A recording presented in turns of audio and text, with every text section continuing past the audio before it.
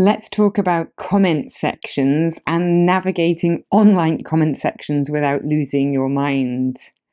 You know that feeling when you see something online that makes your blood boil. Someone's written complete rubbish in the comment sections. You know they're wrong, you've got the facts, you're going to set them straight. So you write your comment. You explain exactly why they're wrong. You might even provide sources. You're clear and you're correct and you're done. And then what happens? Either they ignore you completely or they come back even more certain they're right. Or worse, you spend the next 3 hours in an argument that goes absolutely nowhere whilst your dinner gets cold. Here's the thing. Comment sections are not what you might think they are. They're not places for reasonable discussion. They're emotional battlegrounds where most of the participants aren't even real people. I'm going to tell you what actually works in comment sections and what doesn't work, and most importantly, how to spot when you're wasting your time on a bot or a troll instead of an actual human being.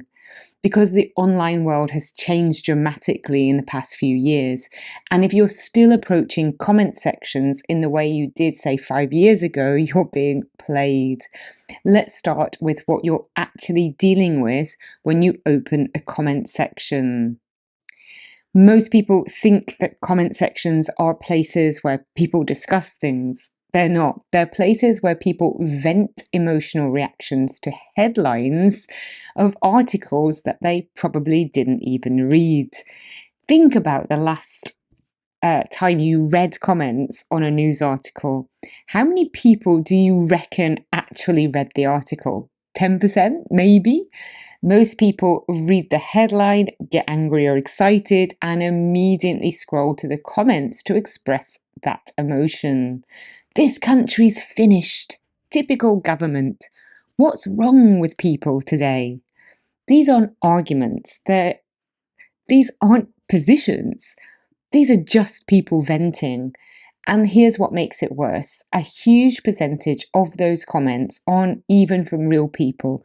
They're from bots, propaganda accounts, or paid operatives whose entire job is to stir up division and waste your time.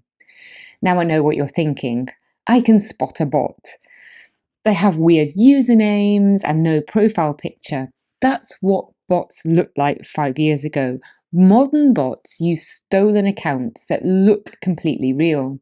They have normal names, real looking photos, and posting history.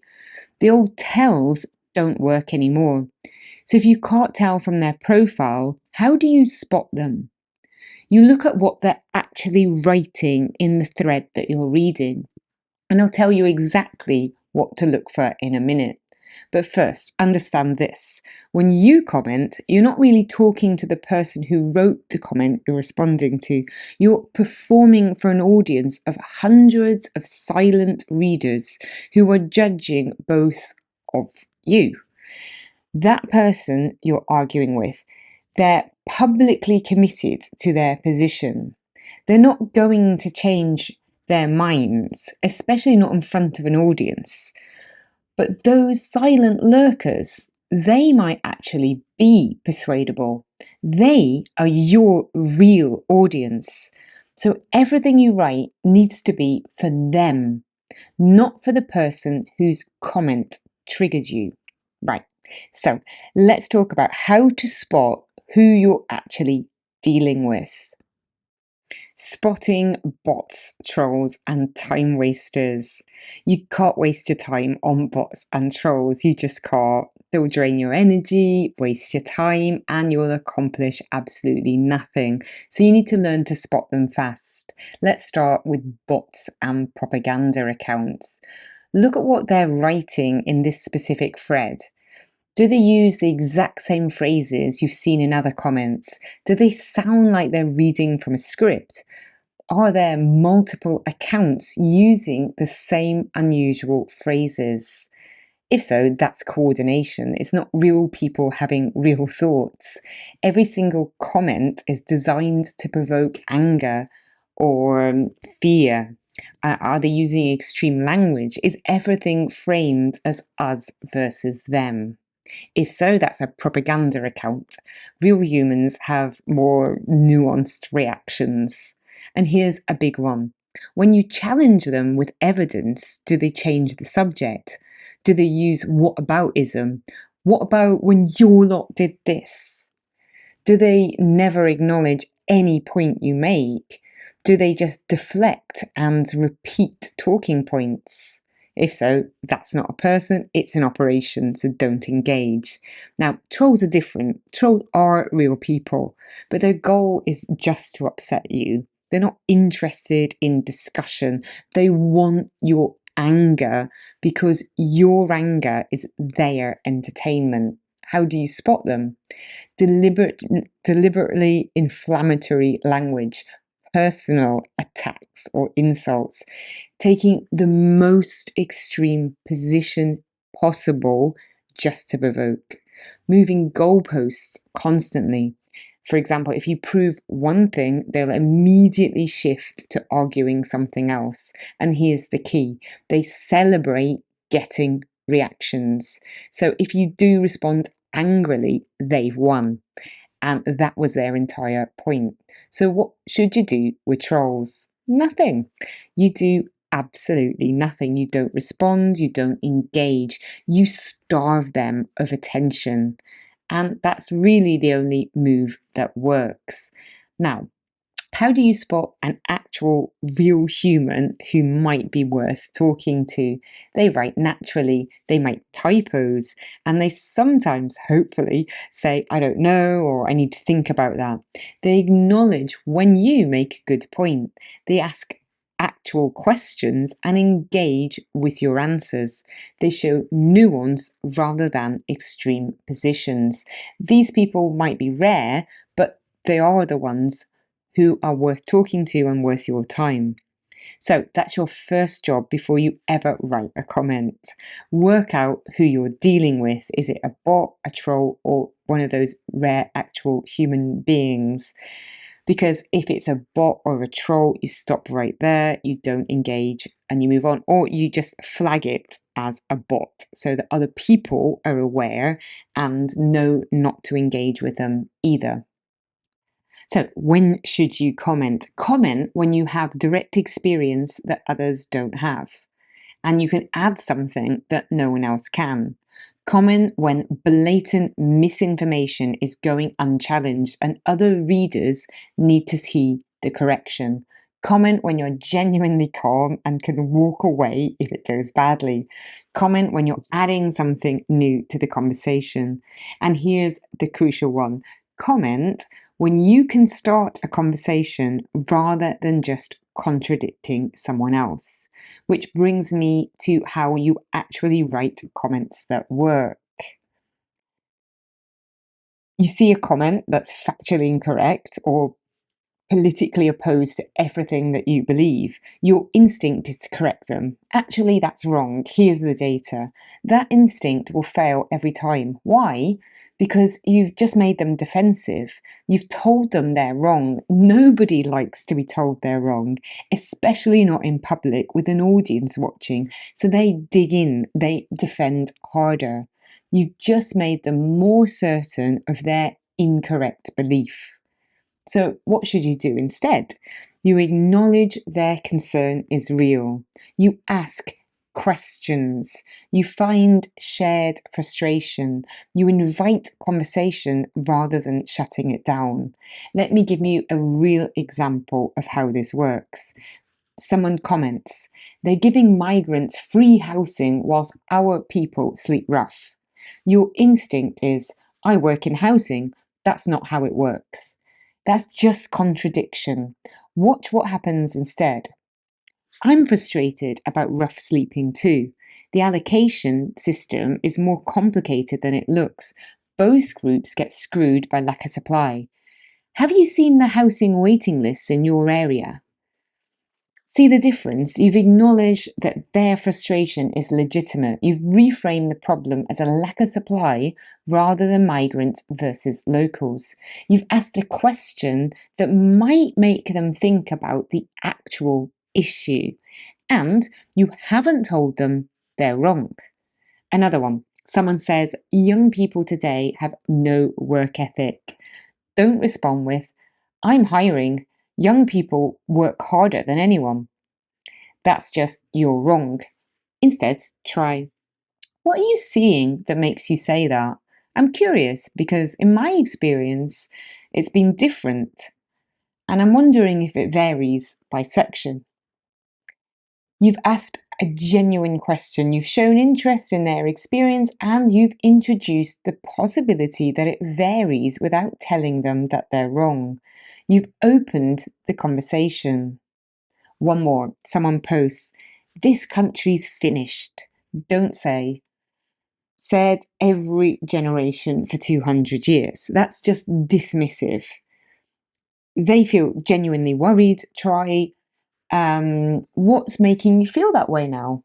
Because I hear this from a lot of people, and the specific concerns seem to vary. You've taken their worry seriously. You've invited them to articulate what's actually concerning them. Once you know that, you can have a real conversation about whether those specific concerns are solvable. Here's another common one. There's a crime story and someone comments, bring back hanging. And your instinct might be, the death penalty doesn't work as a deterrent. Instead, try this. I get the anger when you see this stuff. What do you think would actually stop people doing this? Because I don't know the answer. You've acknowledged their anger is reasonable. You've turned it into a question about solutions. You've admitted you don't have all the answers, and that is a conversation opener. Last example, someone posts, benefit scroungers are getting everything. Don't respond with, most people on benefits work. Instead, try, the system's definitely broken. Do you know people who've dealt with it? Because what I've seen is that everyone is getting a raw deal. People working full time and still needing benefits. People who need help stuck in bureaucracy hell.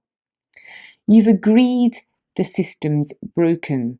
You've asked about their experience. You've reframed it as everyone getting screwed rather than scroungers versus workers. You've opened a conversation about a broken system rather than defending benefits, people who claim benefits. See the pattern, acknowledge the feeling, ask questions, find shared frustration, invite thinking rather than defending. And this is how you actually start conversations in comment sections. Everything else just creates arguments that go nowhere. Now, there are a few more technical things you need to get right. Keep it as short as possible. Every extra word loses readers. Try, if possible, to make it 2 or 3 sentences and not a whole block of text. Ask questions that open thinking rather than just questions that are really just attacks. What are you seeing in your area is different from, don't you care about people? And if you're going to link it to a source, make it count. Government statistics, official documents, local news they might trust, short video evidence. Don't link it to partisan sites, academic papers nobody will read, or anything behind a paywall. Most people won't click anyway. So the links only work if it's essential.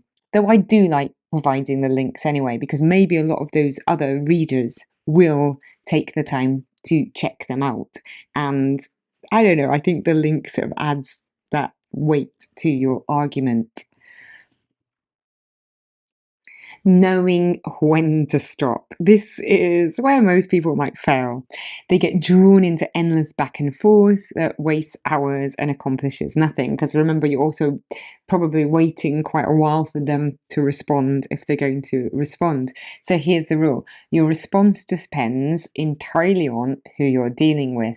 If it's a bot or a troll or propaganda account, you already flagged them once, so don't respond to their response. Don't get drawn in. They want to waste your time, so don't let them. But if they're a real human, they're actually responding to your points and they seem to be listening, then yes, continue. Keep engaging as long as it's productive. If both of you are actually learning something, keep going. The test is simple. Are they responding to your actual points or are they deflecting and repeating? If they acknowledge anything you've said or ask questions, they might be real, so continue carefully. If they start insulting you or repeating the same talking points or copying and pasting responses from ChatGPT, stop immediately and never take the bait. Though sometimes I do like to sort of model a good conversation with people or sort of model the best practices for spotting bots. So I do comment with these types of people sometimes. You'll see this constantly. So you think, and some ridiculous thing you've never said. Typical, and then an insult. What about? And some totally unrelated thing. And your response can be nothing, silence, move on. Any response to bait makes you look defensive and wastes your time. Now, there's one situation when you should comment, even if the person's clearly not listening, and that's when there is blatant misinformation that other people reading that comment section should be aware of. So, someone posts outright false information, and you write, for others reading this, and then you put the correct information with a source. You're not trying to convince the person who posted it, you're correcting the record for those silent readers. Do it once and then you're done. Don't argue with the person. And speaking of those silent readers, remember everything you write is for them. The person you're responding to might not change, but frame your comments for the hundreds reading silently. For other readers, this blah blah blah, from my experience, here's context. And that is your real audience. Let's look at protecting yourself. It's important because comment sections can be toxic. First of all, like if there is a possibility not to use your real identity or to use like Instagram handle that doesn't have your real name, that's going to be a good idea. Because doxing happens, employers can check social media. And because bad actors will harass you across several platforms, because your comments live forever and can be weaponized against you years later. So if you can, what about using a separate account for political commenting? Or try to, make your handle something that doesn't have your real complete name in it. And don't reference specific details about your life, your location, or your work. The internet is permanent and hostile. Second, set hard time limits. Comment sections are designed to be addictive. They'll consume as much time as you give them.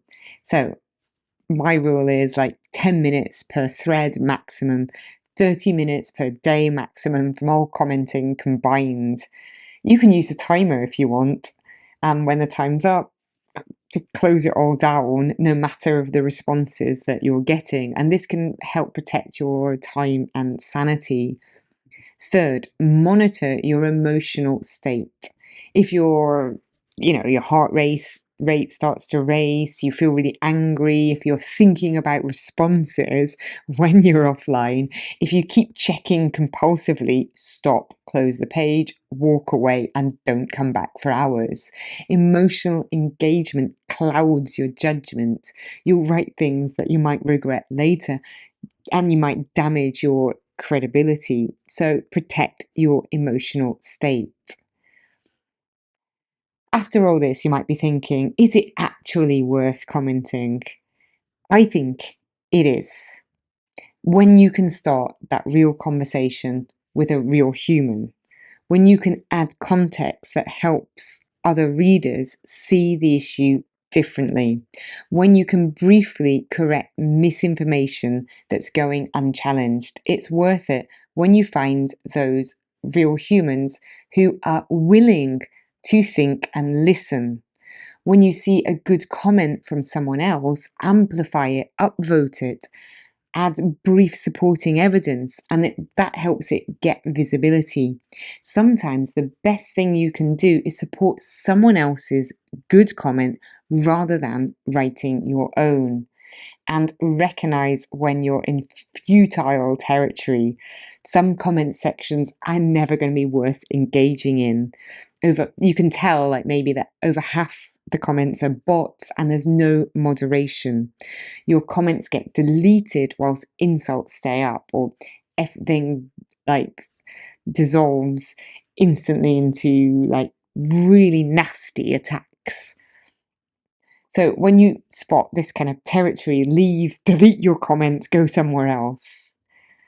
Okay, so let's bring this all together. Comment sections are not places for thoughtful discussion. They're emotional reactions to headlines that most people didn't read. Most of the commenters are bots, trolls, or people venting, and real discussion is quite rare. So, your job is to spot the difference fast. So, you're not wasting your time on those bots and trolls, that you're trying to look for those real human beings. And when you comment, start conversations rather than shutting the person down or trying to just prove that they're wrong. Acknowledge concerns, ask questions, find shared frustration. Write for the silent readers, not for your opponent. Keep everything as short as possible and set those time limits.